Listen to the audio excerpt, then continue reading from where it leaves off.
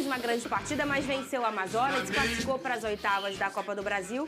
A reportagem é do João Gomes, que não é o xodó do Vene, tá? É outro João Gomes, tá bom? Na volta tem drone pra caramba de Vene Casagrande, tem drone do outro que tá de férias e não tá de férias, que eu não sei o que o Pedrosa tá lá no negócio de drone. Tá certo. Tem drone pra caramba, tem Meu Fogão também que classificou, tem Fusão também que classificou. Tem Fusão classificado. Primeiro tempo perigoso para o Flamengo, que assistiu o Amazonas entrar em campo com sede de classificação. O Amazonas chegou a balançar a rede, mas o lance foi anulado por falta no goleiro Matheus Cunha. Assim, o duelo seguiu empatado até o intervalo do primeiro tempo. O segundo tempo de jogo foi marcado por um Flamengo mais confiante. O rubro-negro quase marcou aos 4 minutos, com Pedro.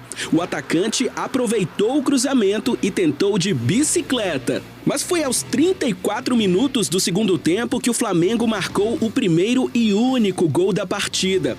Igor Jesus arriscou de longe. Pedro desviou a bola com o joelho e fez a nação vermelha e preta suspirar de alívio. O rubro-negro deve receber agora R$3.465.000 de premiação por ter se classificado para a próxima fase.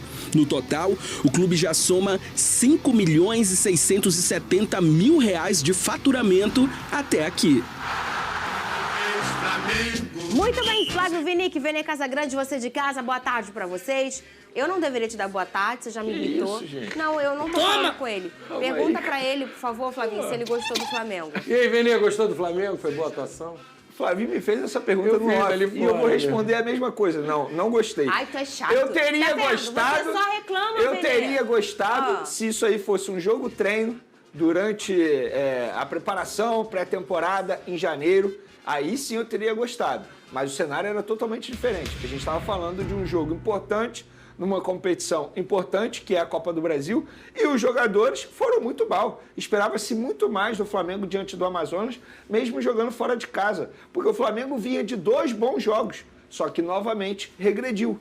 Poucos jogadores fizeram boas partidas. Eu, particularmente, não gostei do Flamengo individualmente falando, e nem se a gente for olhar o coletivo. Um time totalmente lento, os jogadores lentos, sem transição, sabe? Bola toda hora alçada na área, voltando aos velhos problemas do Flamengo antes do jogo contra o Corinthians e antes do jogo contra o Bolívar. Eu, particularmente, não gostei. Alguns atletas, eles até sobressaíram ali. O Pedro, por exemplo, não por causa do gol, mas o Pedro vinha fazendo um bom jogo. O Luiz Araújo entrou bem, eu acho que tem que destacar isso, entrou com uma certa vontade. O Arrascaeta muito mal em campo, incrível. Que saudade do velho Arrascaeta, porque o Arrascaeta vem fazendo uma temporada muito abaixo. O Alan, um jogador que estava evoluindo, regrediu novamente, fez uma partida muito ruim. E assim, classificação, ótimo. Tem que comemorar a classificação, mas a atuação foi muito aquém do que o Flamengo pode apresentar. Ô, Flávio, eu sempre reparo que, às vezes, quando um time fica muito tempo sem jogar, ou um tempo a mais do que é o normal, a gente vê uma volta com um pouco desacelerado. Isso não é incomum. Talvez não possa ser isso, essa questão dessa regressão que chama o Vene, porque ele entendeu que o Flamengo evoluiu nos últimos 2 jogos, não foi isso? Você tem comentado isso por aqui. E que para esse jogo parece que regrediu. Talvez não seja esse tempo a mais, eu não sei, eu estou tentando olhar positivo. É estranho porque o pessoal reclama tanto, né, que precisa de tempo para treinar, que 2 jogos por semana, o calendário fica muito apertado, fica muito cheio, mas a gente vê que os times caem quando tem um período grande de treino. Você também repara isso? Sempre, sempre. Isso acontece muito com o Flamengo, com outros times também. Mas no caso do Flamengo, isso é constante. Sempre quando tem uma data FIFA, uma paralisação, a gente imagina que o time vai evoluir com o período de treino, vai entrosar, vai ser importante aquele espaço sem jogos. E, na realidade, quando volta a jogar, o time já apresenta o futebol abaixo do que vinha jogando. Então, essa teoria de que é importante jogar só uma vez por semana, no caso do Flamengo, não está ajudando, não. Agora, tem um fato importante, que é essa evolução do Flamengo. Será que não foi por causa do Maracanã? Eu não lembro uma boa atuação, o Vene pode me corrigir, se o Flamengo jogou bem essas últimas partidas, talvez essa temporada, fora do Maracanã. Não lembro de um bom jogo do Flamengo que não tenha acontecido no Maracanã. Talvez isso aí, a gente achou que o time tivesse evoluído porque bateu aí Corinthians, aí tem o jogo pela Libertadores, Copa do Brasil, enfim. Os jogos no Maracanã, o Flamengo apresenta um outro futebol. E nessa partida também, eu acho que o Flamengo ele precisa de ser desafiado, os jogadores têm que entrar com mais apetite. Parece que quando a situação está um pouco mais tranquila, o time fica um pouco preguiçoso, parece que não tem aquela gana, aquela raça, né? O Flamengo tinha vantagem, um adversário inferior, e aí dá aquela preguiça, mas dá aquela essa leitura moleza. que eu faço, e por isso eu levantei esse debate, porque eu entendo também, eu faço essa leitura na questão da vibração do Flamengo. Não taticamente, tecnicamente, é a vibração mesmo. Esfria, né? Parece que é um jogo mais morno. E foi isso que eu percebi, a percepção que eu tive num olhar neutro, né? Como torcedora, já que não torço para nenhum dos dois times, num olhar neutro em relação a essa partida. Agora, esse recorte do Flávio Vinick, ou Vene Casagrande, em relação ao Maracanã é interessante, porque aí a gente está falando só do Maracanã. Porque ontem a torcida praticamente era uma torcida rubro-negra, né? Não era uma torcida em massa do Amazonas. A torcida era a torcida do Flamengo. Então a gente está falando de um Flamengo que jogou em casa, né? Sim, se a gente for levar em consideração torcida, dá pra gente dizer que o Flamengo jogou em casa. Óbvio que o gramado não era dos melhores, mas o Flamengo está acostumado a jogar um gramado péssimo, que é o gramado do Maracanã, que não é dos melhores. É diferente, tem também a questão relativa do ar, que lá estava muito quente, ontem tanto é que teve a parada durante o jogo para os jogadores se hidratarem. Sim, de fato, o estímulo eu acho que não pode faltar nunca, independentemente se está no Maracanã, se tem presença de torcida. Só o cara vestir a camisa do Flamengo, ele ganhar o salário que ele ganha no Flamengo em dia, ter a estrutura que ele tem, tudo à disposição dele, estrutura, isso já é um estímulo para ele acordar todo santo dia e querer dar a vida em campo com a camisa do Flamengo. Não dá para os atletas, teoricamente, escolherem jogo para mostrar uma vontade maior ou não. E ontem parecia que eles nem queriam estar em campo. De fato, parecia um jogo treino durante a pré-temporada. Foi igualzinho a atuação do Flamengo contra o Orlando City lá durante a pré-temporada, no passeio nos Estados Unidos, lá na Disney. É igualzinho. Se a gente fosse analisar, se ninguém falasse assim, pega uma pessoa que não acompanha futebol, fala, assiste esse jogo aí. A pessoa vai falar, nossa, pré-temporada, jogo treino aberto à torcida. Parecia isso ontem, porque o Flamengo não queria estar em campo. A sensação que eu tinha era essa. Claro, exceto alguns jogadores aqui que eu já destaquei. Acho que o Pedro fez uma boa partida, se movimentando bastante. A gente vê um Pedro totalmente diferente, característica diferente. Ele não fica mais preso dentro da área. O Cebolinha também foi bem, eu acho que na medida do possível ele também foi bem. Mas assim, não dá para jogar dessa maneira em jogos importantes. Por exemplo, o Flamengo passando de fase na Libertadores, se jogar dessa maneira, corre sério risco de ser eliminado. É uma competição muito mais difícil. A própria Copa do Brasil. O Flamengo agora vai pegar adversário bem mais complicado que o próprio Amazonas. E, em determinado momento, o técnico do Amazonas estava dando um nó tático no Tite. Isso, para mim, é um absurdo. A estrutura que o Flamengo tem, o elenco que o Flamengo tem, não pode se permitir isso, mesmo jogando fora de casa. Vene Casagrande, o drone subiu com uma bomba, né? O zagueiro Fabrício Bruno está sendo vendido para o futebol inglês. Isso é uma verdade. Mas, assim, não impressiona muito a venda dele, sim o valor. Pois é. E eu vejo muita gente falando, não tem que vender, vai fazer muita falta. A minha opinião é um valor irrecusável. Para quem não sabe, para quem não acompanha nas redes sociais, o Flamengo está vendendo o Fabrício Bruno por 15 milhões de euros. Isso dá em torno de 84 milhões de reais. Só para o torcedor ter noção, o Flamengo contratou o Fabrício Bruno em 2022 por 15 milhões de reais, junto ao Red Bull Bragantino. Meu Deus! Além do ganho técnico, que a gente está falando de um jogador que desde quando chegou, ele desempenhou com a camisa do Flamengo, se tornou titular e é um jogador extremamente irregular, tanto é que ele foi para a seleção brasileira, ainda tem o ganho financeiro, um lucro de 69 milhões de reais. É um valor que o Flamengo não tem como virar para o West Ham e falar assim, não vou vender. Além do valor ser maravilhoso, a forma de pagamento também é maravilhosa. Em 3 parcelas, uma à vista, a outra parcela 1 ano após a assinatura e a outra 2 anos após a assinatura. É uma forma de pagamento maravilhosa para o Flamengo.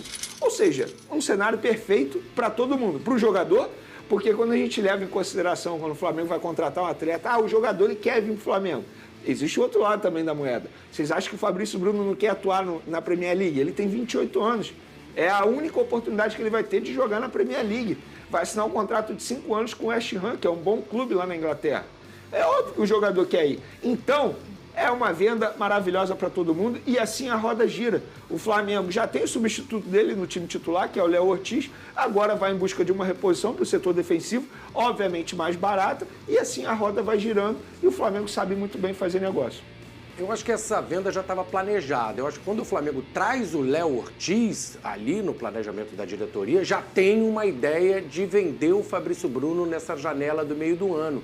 Fica complicado você ter 3 jogadores desse nível, né? 3 jogadores que podem ser convocados para a seleção brasileira e deixar um no banco. A chegada do Léo Ortiz já fazia parte de uma ideia da diretoria de trazer o Léo Ortiz e no meio do ano vendeu o Fabrício Bruno para a Europa, que era um desejo do jogador, da diretoria, e esperava-se uma convocação para a seleção brasileira, né, para poder agilizar isso, ele também ganhar mais crédito lá fora, tem exigência do futebol inglês de uma convocação. O Fabrício Bruno foi convocado, jogou como titular naquele amistoso na Inglaterra, né, quando jogou contra a Inglaterra e contra a Espanha depois. E eu soube que a diretoria do Flamengo comemorou, pô, o Fabrício Bruno foi titular, agora o caminho está livre para ele ser vendido no meio do ano, vontade da diretoria e também do jogador, e o Léo Ortiz entra no time. Acho que está tudo dentro do planejado. Só uma situação de bastidor. Nessa convocação para a seleção brasileira, as conversas com o West Ham já estavam acontecendo. Só que a atuação dele contra a Inglaterra foi assim, um carimbo final, ali, né? A confirmação de que, fato, ele tem sim nível para atuar com a camisa do West Ham na Premier League. Então, a atuação na seleção brasileira foi apenas uma confirmação. Não foi a partir da atuação que começou a negociação. As conversas já estavam em andamento antes mesmo dessa atuação dele com a camisa da seleção brasileira. E dessa forma a gente destaca até para os mais novos, os mais velhos já entenderam isso, só que os mais jovens não têm essa noção hoje em dia do tamanho da seleção brasileira, sim, infelizmente, né? O que é uma seleção brasileira, o que é uma convocação, e aí eu vejo um pessoal mais jovem, quando um jogador é convocado, vai se machucar, ai meu Deus do céu, vai desfalcar o meu time, o que é seleção brasileira? Além de ser a seleção brasileira, é a maior vitrine que pode existir. Apesar do momento ruim, continua com prestígio. Exatamente. Fernandinha, a seleção sempre será a de base e, naturalmente, a principal. Eu não vou dizer todos os jogadores, mas eu boto aí cerca de 90% dos contratos que são feitos entre jogador e clube, tem uma cláusula lá. Se for convocado para a seleção brasileira, ganha um bônus no salário. Isso acontece. Tem com o Douglas Costa no Fluminense, não vai ter com o Fabrício Bruno, que é titular absoluto no Flamengo. Olha aqui a nossa enquete. O Flamengo vende bem, né? Muito. Nos últimos 5 anos, na minha opinião, eu falo sempre isso nesse programa, o Flamengo é o que melhor negocia. O responsável. Não só vender, como também comprar. O Flamengo tem o time de comprar, sempre traz um preço bacana. Eu acho que ele é o Nino do Fluminense, acho que tem o mesmo nível, né? Fabrício Bruno e Nino. O Nino foi vendido por 27. Nino é mais jovem, né? O responsável pelas negociações... Ele foi o triplo. É mais jovem, né? O Nino é mais jovem que o Fabrício Bruno. O responsável pelas negociações no Flamengo, acho que isso precisa ser dito, é Bruno Spindel. Embora eu tenha muitas críticas em relação ao dia a dia no Flamengo como diretor executivo, mas quando ele senta à mesa para negociar venda e contratação, o cara é muito bom. No dia a dia, acho que poderia ser melhor. Mas quando ele senta para negociar, o cara é diferente. Vamos olhar a nossa enquete. Você concorda com a possível venda de Fabrício Bruno pelo Flamengo? Já é venda, Veni? Venda. Já é venda. Sim, o dinheiro foi alto, não vai fazer falta. Terceira opção, precisa contratar. Além do bom valor, Fernandinha, o que eu não mencionei aqui, o Flamengo sentou à mesa e falou o seguinte, beleza, a gente até vende por esse valor aí, que é maravilhoso.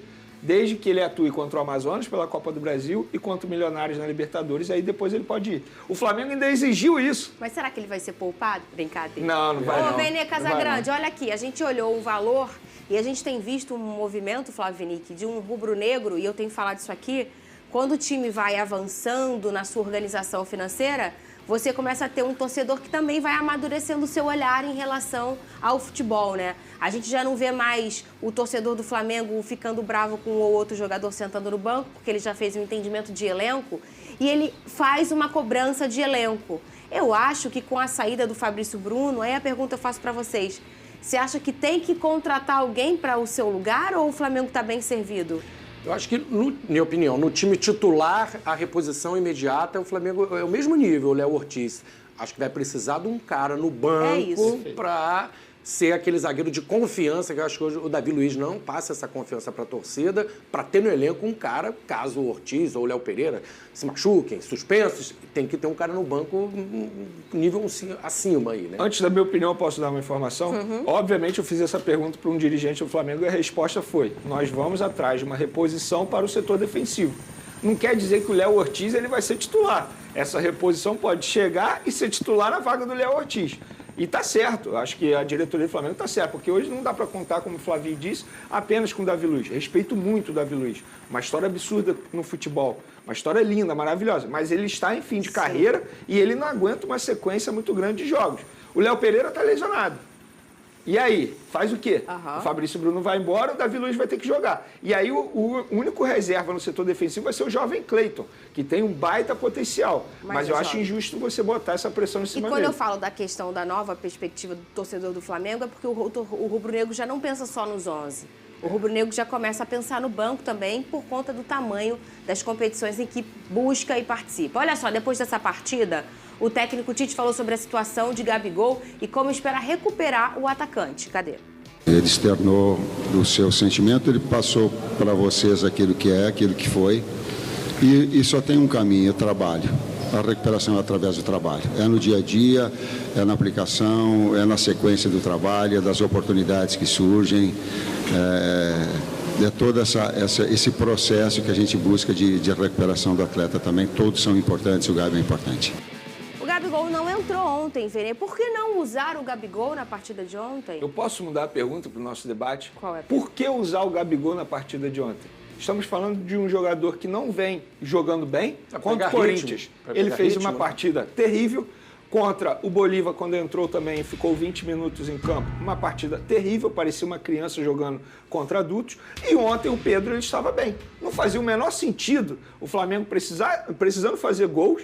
O Pedro atuando bem, era um dos melhores na partida com a camisa do Flamengo. Você colocar o Gabigol apenas para dar uma moral ao atleta. O técnico ele não tem que dar moral ao atleta, ele tem que pensar no melhor para o time dele. Então, na partida de ontem, não fazia o menor sentido o Gabigol entrar. Na frente dele tem o Lohan, que entrou bem, na frente dele tem o Luiz Araújo.